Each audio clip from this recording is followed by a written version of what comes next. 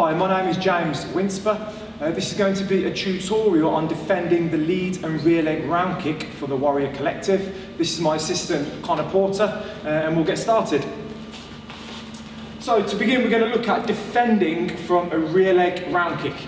Now, the defence you do will depend on your opponent's ability. If they're a real strong kicker, or if it's later on in the fight and you're tired, then you might opt to miss a certain defence out and choose to do another particular one. So it does all depend on your own ability and your opponent's ability as well. So we're going to start off with the easiest one. So from a rear leg, back leg round kick, what my aim is for this one is purely just to off balance them. So I don't want to get engaged in any punching or kicking. It's purely just to off balance my opponent. So as the kick comes, I'm just going to pop a slide side kick in just to off balance them. That doesn't really matter where it hits, whether it's the arm, the stomach, the head, doesn't really matter. Whatever's the easiest and the most convenient for you to do. A key point with this though, however, is to not step up. If I step up, I'm losing valuable time and giving away space, and the kick is going to hit me. So what I need to do is do a slide motion. So if you watch this right leg, instead of stepping and then kicking, I'll do them both at the same time. So it cuts out a lot of the time, so I can fit the kick in, and it helps with the distance. So don't step, because the kick will hit. As the kick comes, slide, and you just want to aim to push the kick out. So I'll do a few demos. And from this way.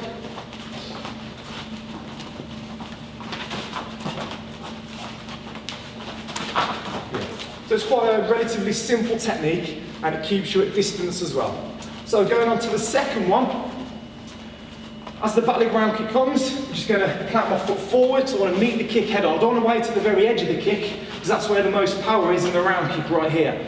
So I want to make sure if the kick is going to hit me, it's going to hit me as it's still picking up power, as the kick's rising. I'm just going to cover with my left arm, and my right hand is going to fire a counter. Here, like this. Now it's imperative this hand stays up. You keep this hand up to put guard. And if you notice, I'm not stepping off to the sides, and this foot is going directly into the centre line. So I'm not losing balance, I'm not losing speed or time. Straight to the target, and my right hand fires the counter straight up like this. Now, as I mentioned earlier, if the person is a tremendously powerful kicker, then you might not want to take these kicks on the arm, so you might opt for a different defence. But if they're not a very strong kicker, or they're tired, and they're starting to feel a bit fatigued, so they've lost power, then this technique should work. So one more time, you step in, and you fire the right hand counter right to the top. So show you from this direction.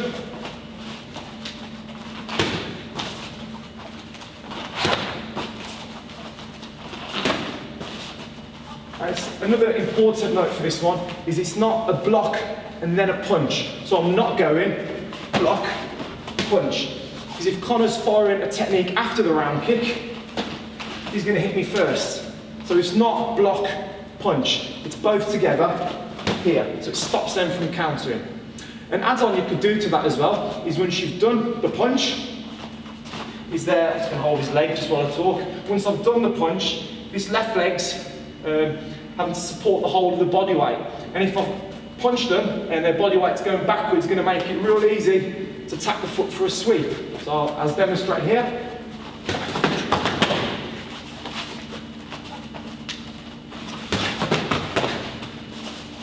So you've set the point, you've stopped the kick from hitting you, you've landed a good sharp counter, and then you've followed up, and this sweep not only is demoralising for the opponent, but it also takes up extra energy for them to have to pick themselves off the canvas, and it looks good for the judges as well.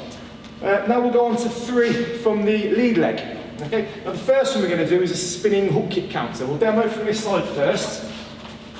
So I'll show you full speed first.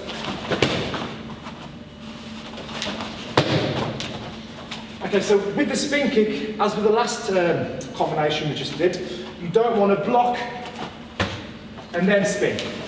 Because if Connor, again, if he's doing a round kick, jab crossing example, as I'm spinning, he's going to hit me.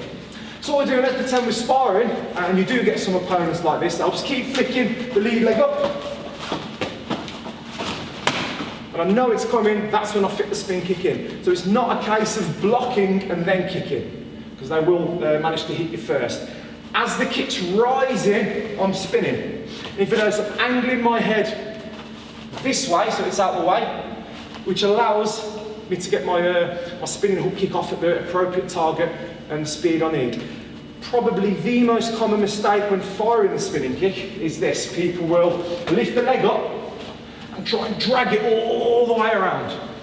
1, it's too slow. 2, the opponent can see it. And 3, it's difficult to get maximum height if you lift the leg up too early, because that happens. So what you want to do is drag the foot across the floor, and then as you're around here, over 3/4 of the way around, just whip the leg up. Now this could be easily changed to a back kick as well. Here, or spin kick. So I'll show you from this way. So if they're popping, let's pop a few lead leg round kicks up. Yeah, and that's the spinning hook kick. So as on the end of that, because you're going to be in kicking range, depending on where your opponent lands, if I'm here, I might want to start punching, but what's quite an easy exit kick to do is a back leg round kick. Okay, so the kick comes, I fire the spin kick, I land here. You're probably not going to be comfortable to switch it, so if you'll generally spar with your left leg in front, after the spin kick, if I land with my right leg in front, I might not be comfortable to start trading with my opposite leg in front. So my back leg fires a round kick, and then move off again. So the kick comes, 1, 2, and then move off. Okay. The next one we'll do against the lead leg round kick is a leaping left hook. Now if I do the back leg round kick, remember this one we did? It's going to be a similar one, but off the front arm instead. And the aim is now to keep my right hand right up at guard. Again, this is going to take the impact to the kick, and again, if they're a tremendously powerful kicker, you might want to change. But considering that if their kicks aren't too powerful, they're a bit tired and there's not too much hit in the kick, then you'll be able to take it on the arm. And what I'm aiming to is hit with my left hook as we do it. So I'm going to move in here.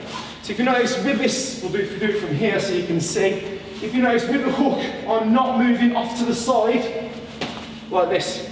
I'm moving directly into them.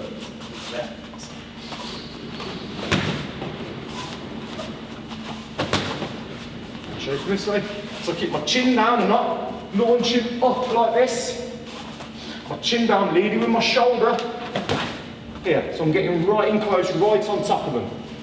Now a good follow-up for that, depending on where they end up. Let's say I've done the hook and kind of tuck some covers, got a perfect body shot, or you've got a foot tap and a counter. There's a few different variations if they stand still. So the first one we done was this. We fired the hook on, and again we're not aiming to get height with the punch, we're aiming to go straight to the target. If they stand still, body hook on the end, or foot tap and counter. If they move back after the hook, then depending on where they land, you can also fire a punch and a back leg round kick to finish the combination off. And for the last one, again, we started off, if you remember, with the back leg round kick. We started off with this, just to push them back, and it's quite a defensive type of a counter. We're going to do something similar with the lead leg now. So that's kind of fires the lead leg round kick. What I'm aiming to do is just guide it past. So what I do with my lead arm is just to tag it past. You could just scoot your hips out of the way. But generally I like to tag the foot out of the way because that forces the leg down. And then what I'm going to do is my lead leg, just push them off again. Just push that side kick out, just off balance them, and just to create some space. Because when you compete, when you're fighting, not all the time do you want to be here and trading and getting involved in a war. Sometimes you might just want to push them off, catch your breath, move around the ring, clear your thoughts, and these are what these techniques are good for. So as the round kick comes, I'm just going to glide it past. The weight's on my back leg, so I can push and fire the kick off. Okay. One thing you don't want to do is this, is swap the kick out the way. So if Connor's only faking the kick and he's aiming to punch, my guards are down here. So all you want to do is just guide it with a quick tap with the lead arm. And you go back in with a side kick straight away. So you push it down and kick. And again, depending on where they land, the chances of them moving back after this one are quite high. So the chances of adding on extra punches and kicks might be quite minimal if they've moved all the way back. If they stand still, it's failed, well, then you can carry on with your punching or your foot taps and some of the things that we've done on the earlier technique, the chances are they will move back. So, thanks for watching the tutorial on defence against lead and rear leg round kicks. For more information on myself or my gym, please visit www.winsperskickboxing.com. You can also search for us on Facebook. We're under Winspers Martial Arts Centre.